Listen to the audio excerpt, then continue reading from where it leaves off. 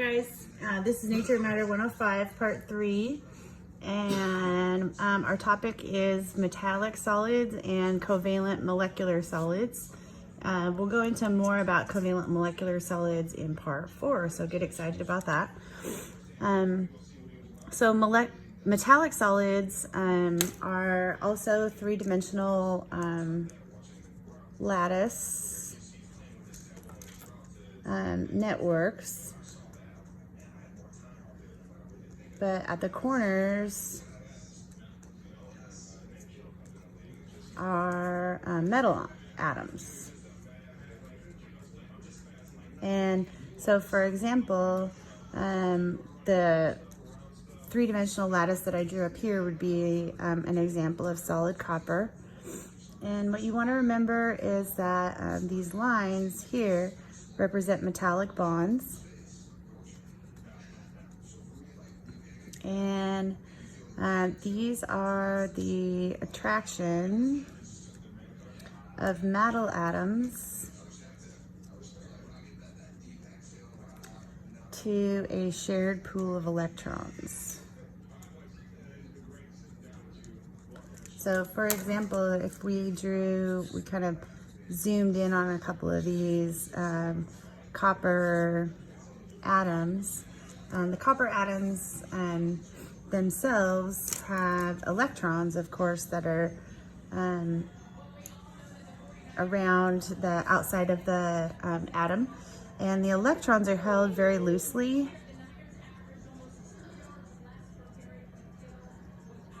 And so the electrons can move freely between the atoms. So this electron here might be able to travel in between the adjacent copper atoms. And so what we want to remember is that the loosely held electrons, they can move freely, as I wrote up there. And if all the electrons move in one direction, they can do work.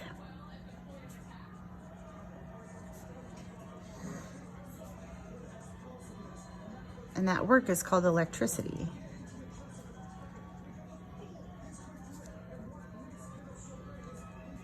So this is why metals are such a fantastic conductor of electricity, is because they hold their electrons really loosely. And so those electrons, of course, the movement of the electrons is electricity. And the atoms stay together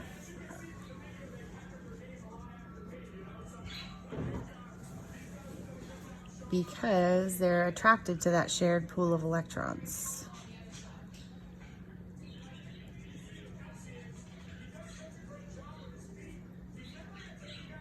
Okay, so that's it for metallics. So that was number 3. And then number 4 are molecular solids. And these are covalent molecular solids. So these are non-metal atoms bonded together to make molecules.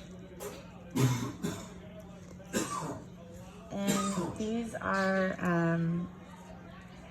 so as an example, if we were looking at a sample of NH3, we would have NH3 attracted to another NH3, attracted to another NH3, attracted to another NH3, and then continuing out in a three-dimensional lattice. So this would be a cube, like so, where these are all ammonia atoms. Okay, and the thing we want to remember about this is that these dotted lines represent attractive forces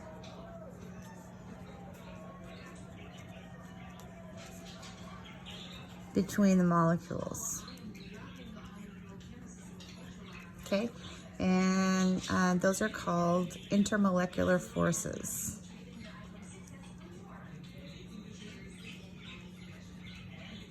Or IMF.